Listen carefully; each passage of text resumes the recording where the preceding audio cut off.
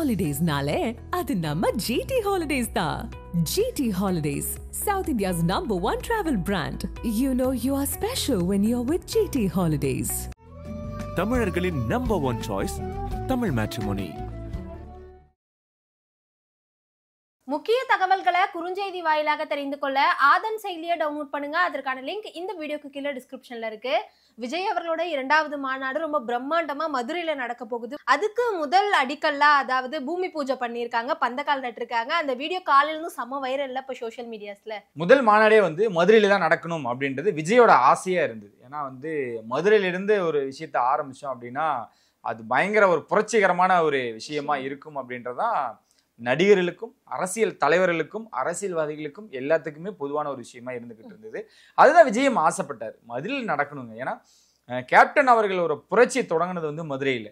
அதுக்கப்புறம் இன்னும் பல தலைவர்கள் எங்கிருந்து தொடங்கினாங்க அப்படின்னா மதுரையிலிருந்து தான். ஏன்னா மதுரை மக்களை நம்பி ஒரு விஷயம் பண்ணோம் அப்படின்னா ரொம்ப எனர்ஜெட்டிக்காக இருக்கும் அப்படின்ற விஷயம் தான். ஏன்னா மதுரை சுற்றி இருக்கக்கூடிய மக்களும் மதுரையில் இருக்கக்கூடிய மக்களும் மதுரைன்ற இடமே அவ்வளோ சக்தி வாய்ந்த ஒரு இடமாவும் ஒரு பயங்கரமா இருக்குங்க, ஒரு பாசிட்டிவா இருக்குன்னு வச்சுக்கீங்களேன். ஸோ அதனாலதான் எல்லாருமே அங்க அந்த ஏரியாவை எய்ம் பண்ணுவாங்க.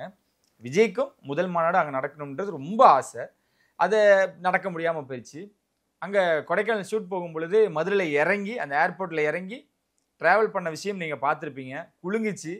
அழகர் கூட்டம் கூட்டின மாதிரி இந்த அழகான நடிகருக்கும் கூடிச்சு. அரசியல் தலைவர் நடிகர்னு இப்ப சொல்லக்கூடாது.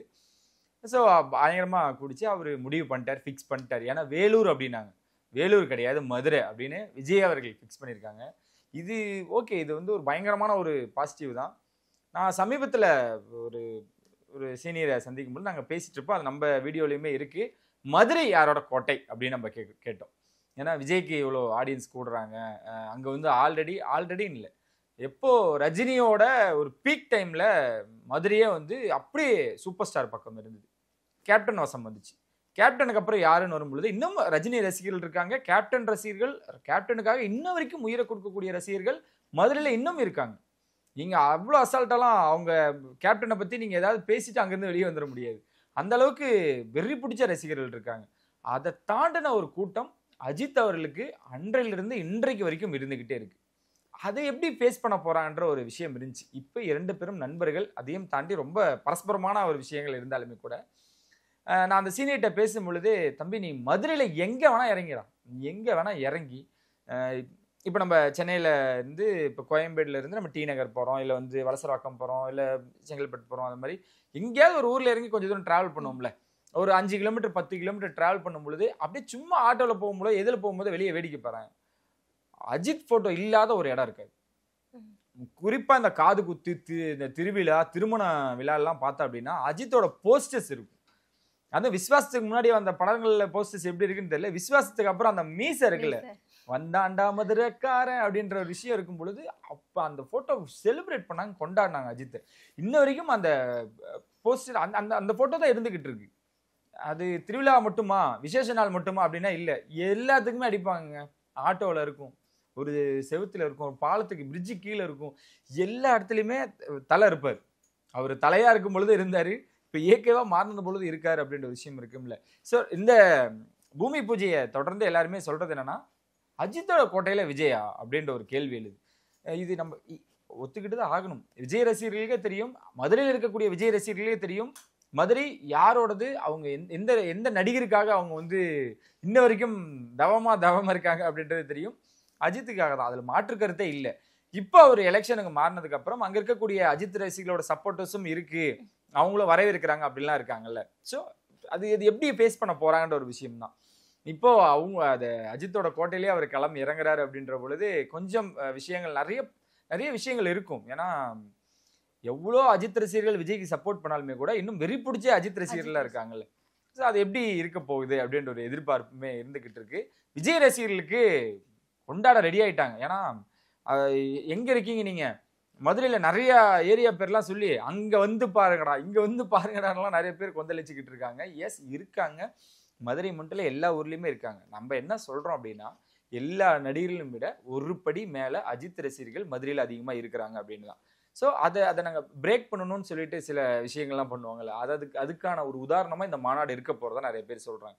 இந்த மாநாடுக்கு என்ன பிளான் அப்படின்னா, நம்ம அதான் நேத்து கூட சொல்லிட்டு இருந்தோம்னு நினைக்கிறேன், அந்த பாகுபலியில வர மாதிரி சாமி நம்ம கூட வருதுல்ல அப்படின்ற மாதிரி மதுரையை வந்து அங்க அழகர் விசேஷம் திருவிழா நடக்கும் பொழுது விஜய் இறங்கினாரு. அதுக்கு நிகரான ஒரு கூட்டத்தை வரணும் அப்படின்றது வர வச்சாங்க, இருந்துச்சு. ஏன்னா அந்த ரோட் ஷோ பிளான் பண்ணவே இல்லை, அவ்வளவு தூரம் நடந்துச்சு இல்லை. அதை விட மாநாடு தெரிக்க போது அந்த இடம் வந்து நீங்க இந்த மாநாடு மாதிரிலாம் நீங்க அதை ஜட்ஜ் பண்ணிடாதீங்கடா. நாங்க இன்னும் இந்த படத்துல சொல்லுவாங்கல்ல, இந்த பாஸ் என்கின்ற பாஸ்கரன்ல வரும்ல, என்னப்பா அவங்க அந்த அடி அடிக்கிறாங்க அப்படின்னு சந்தானம் கேட்பாரு. அப்புறம் வந்து டேய் நாங்க அதுக்கு மேல மோசம்னு அஜித் ரசிகர்கள் கூட்டு போவாங்கல்ல. ஸோ அந்த அளவுக்கு டப்பு கொடுக்குற மாதிரி இந்த மாநாடு விஜய் ரசிகர்கள் பண்ண போறாங்க. என்னன்னா நாங்க வந்து பயங்கரமா நாங்க காட்டுறோம், எங்க பவர் என்னன்னு காட்டுறோம், எங்க கூட்டம் என்னன்னு காட்டுறோம், தளபதிக்கு பின்னாடி நாங்க யாருன்றதை காட்டுறோம் அப்படின்னு சொல்லிட்டு அந்த படை வீரர்கள் மாதிரி சூழ்ந்து தெரிக்க போறதா நிறைய விஷயங்கள் இருக்கு. குழுக போகுதுங்க, ரெடி ஆகிங்க. நீங்க கோயம்புத்தூர் சாம்பிள், முதல் மாநாடு சாம்பிள், இதெல்லாம் ட்ரெய்லரு, நீங்க படத்தை வந்து மதுரையில பாருங்க அப்படின்ட்டு எல்லாருமே இப்பயே பந்தல போட்டு உட்காந்துட்டாங்க. பூமி பூஜை தானே இன்னைக்கு, இது என் இடம், இந்த பக்கம் உட்காராது அப்படின்னு சொல்லிட்டு இவ்வளவு விஷயங்கள் நடக்குது. சரி, இப்போ நம்ம அந்த விஜயோட பாயிண்ட் ஆஃப் வியூக்கு வந்துருவோம். நம்ம ஆல்ரெடி சொன்னதான், அந்த டென்ட்லாம் போட்டு விஜய் அவர்கள் வந்து மக்களுக்காக நம்ம என்ன பண்ணணும், மக்கள் எப்படி இருக்கணும் அப்படின்ற விஷயம் இருக்குல்ல. இந்த விருதாச்சலம் சம்திங் இந்த விக்கிரவாண்டியில் நடக்கும் பொழுது கூட என்ன பாதுகாப்பு ரொம்ப முக்கியம் அப்படின்னு சொல்லிட்டு, ஏன்னா விஜய் அவர்களுக்கு நெருக்கடிகள் இருக்குன்னு தெரியும், எந்த ஒரு விபரீதமான ஒரு விஷயம் நடக்கக்கூடாதுன்னு தெளிவா இருக்காரு. ஏன் அப்படின்னா அந்த விக்கிரவாண்டி மாநாட்டுக்கு போகும்பொழுது 7 உயிர்கள், 7 ரசிகர்கள் வந்து இறந்திருக்காங்க, தொண்டர்கள் இறந்திருக்காங்கன்ற விஷயம் தெரியும். அதுல ரொம்ப அப்செட் ஆயிருக்காரு விஜய். இந்த முறை அந்த மாதிரி நடக்கக்கூடாது. வண்டியில வரவங்க 2 பேர் ஹெல்மெட் போட்டு வரணும், ட்ரிங்க்ஸ் பண்ணியிருக்க கூடாது, குழந்தைகளுக்கு தனி வழி, குழந்தைகள் வரக்கூடாதுன்றது மெயின், குழந்தைகளுக்கும் பெண்களுக்கும் தனி வழி, வயதானவர்களுக்கு தனி வழி, தண்ணி இருக்கணும், பாதுகாப்பு இருக்கணும், போலீஸ் பாதுகாப்பு இருக்கணும், எல்லா விஷயத்திலையும் டாப் டு பாட்டம் விஜயே வந்து நேரடி கண்காணிப்புல. இப்போ எல்லா வேலையும் சிசிடிவிலாம் பார்ப்பாங்கல்ல, அதை மானிட்டர் பண்ற மாதிரி விஜய் அவர்கள் அவ்வளவு இறங்கி இதை பார்க்க போறாரு. ஏன்னா விக்கிரவாண்டியில் நடந்த பொழுது அந்த உயிர்களுக்கு பதில் சொல்லுவாரா விஜய் அப்படின்னு கேட்டாங்கல்ல, இந்த முறை அதை நடக்காம பார்த்துப்பாரு விஜய் அப்படின்றது அது பதில். ஏன்னா மதுரை அப்படின்றப்போ அவங்கள கண்ட்ரோல் பண்ண முடியாது, நீங்க அந்த ஆடியன்ஸ் அந்த அந்த ரசிகர்களையும் கண்ட்ரோல் பண்ண முடியாது, தொண்டர்களை கண்ட்ரோல் பண்ண முடியாது. ஏன்னா அந்த அளவுக்கு அவங்க அவ்வளோ உயிரை கொடுத்துருவாங்க. அவங்க ஒன்ஸ் நீங்க இறங்கிட்டீங்கன்னா உயிரை கொடுத்துருவாங்க.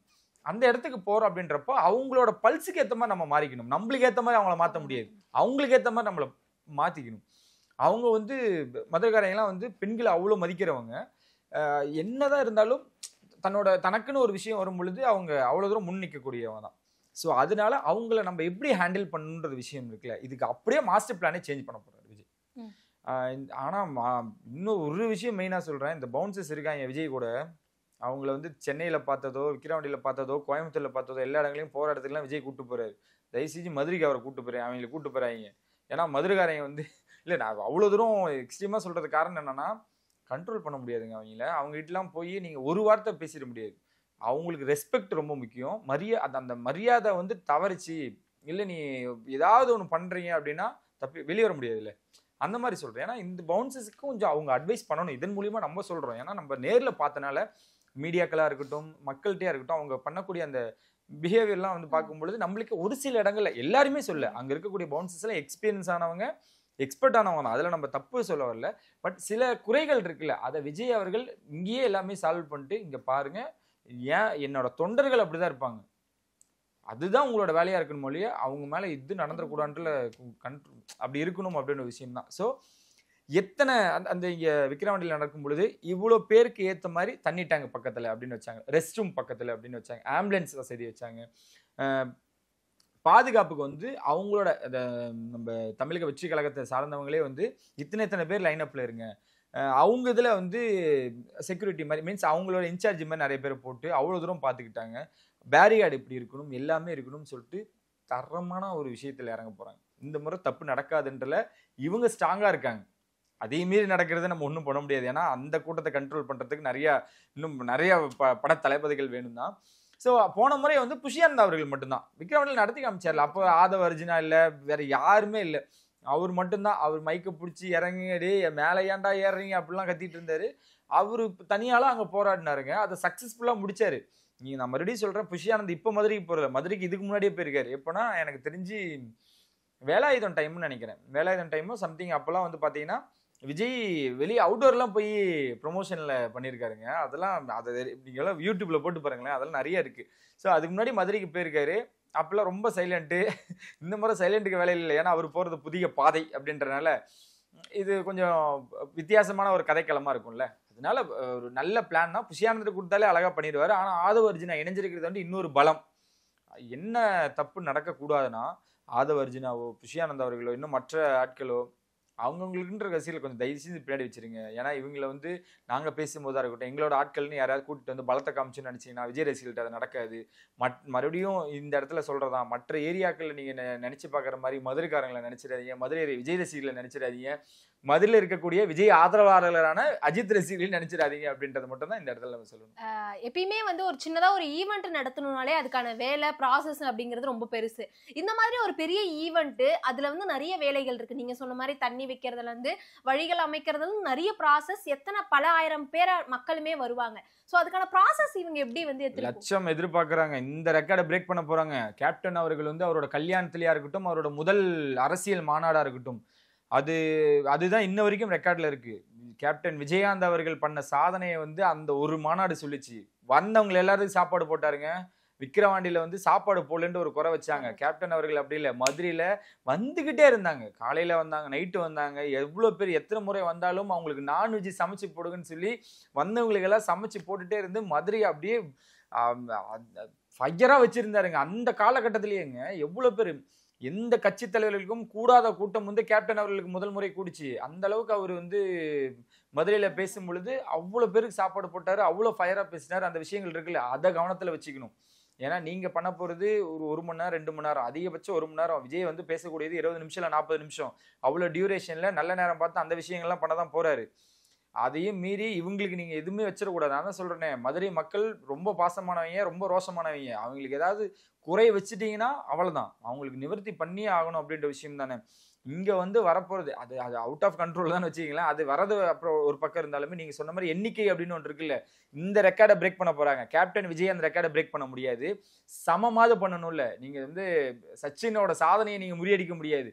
அவருக்கு ஈக்குவலா வரல. விராட் கோலி இவ்வளவு தூரம் பண்ணியுமே கூட சச்சின் ரேஞ்சுக்கு வர முடியல, வரவும் மாட்டாங்க. ஏன்னா அது வந்து ஒரு மரியாதைக்குரியவான ஒரு விஷயம்.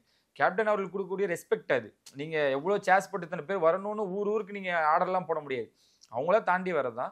ஸோ அந்த மாதிரி நான் சொல்றேன், கேப்டனோட சாதனை முறியடிக்க முடியாது. ஆனா விக்கிரவாண்டியில வந்த கணக்கை மதுரையில முறியடிக்கணும் அப்படின்னு சொல்லிட்டு விஷயங்கள் தான். இதுல விஜய் எப்படி யோசிச்சிட்டாரு பாருங்களேன். இப்போ இங்க இருக்கக்கூடிய ஆளுங்கட்சி ஒரு மாதிரியான விஷயங்கள்ல களத்துல இறங்கிட்டாங்க, எதிர்கட்சியும் களத்துல இறங்கிட்டாங்க. நான் எப்படி இறங்கணுன்ற விஷயத்த பிளான் பண்ணி பண்றாருல, அது வந்து ஒரு மாதிரி நல்லா இருக்கு, தெளிவா இருக்கு. அதுதான் சொல்றேன், நம்ம பெரிய நம்பர்ஸ் எதிர்பார்க்குறாங்க. ஆனா வரவங்களுக்கு தயவு செஞ்சு விக்கிரவாண்டியில பண்ண மாதிரி உணவுக்கோ அவங்களோட இதுக்கோ எதுவும் பண்ணிடுறாங்க. ஏன்னா காலையில வந்தாங்க, நான் பார்த்தேன், நேர்ல பார்த்தேன். அவங்களுக்கு பிரச்சனை இல்லைங்க. பெங்களூர்ல இருந்து வந்தாங்க, ஹைதராபாத்ல இருந்து வந்திருந்தாங்க, வெவ்வேறு ஊர்ல இருந்து வந்து விஜய் பார்க்கணும்னு வந்தாங்க. குட்டி குழந்தை ஒன்று அங்கிள் பார்க்க வந்தோம் அப்படின்லாம் சொன்னாங்க. சரி, அவங்க பார்க்க வரவங்களுக்கு உணவு கொடுக்கணும் அங்கே வெளியே இருந்து. ஆனால் நிறைய பேருக்கு வாழ்வாதாரத்தையும் அது ஏற்படுத்த போகுதுன்னு வச்சுக்கலாம். எனக்கு விக்கிரவாண்டியில் நானும் அங்கே தான் வாங்கி சாப்பிட்டேன். வெளியே அவ்வளோ கடைகள் போட்டிருந்தாங்க அந்த மாநாட்டை நம்பி. உள்ள நீங்கள் ஏதாவது பண்ணணும், இருக்கவங்களுக்கு ஏதாவது தண்ணீரை தாண்டி ஏதாவது பண்ணணும் அப்படின்ற ஒரு விஷயம் தான். அது இந்த முறை தப்பு நடக்காது. அதான் சொல்கிறேன், தெளிவாக இருக்காங்க. நம்பர்ஸ் பெரிய நம்பர்ஸ் இருக்க போது ரெக்கார்டு உடைக்க போறாரு. பாருங்க, மக்கள் வெள்ளத்தில் விஜய் எப்படி இருக்க போறான்றதை நம்ம பொறுத்திருந்து பார்ப்போம்.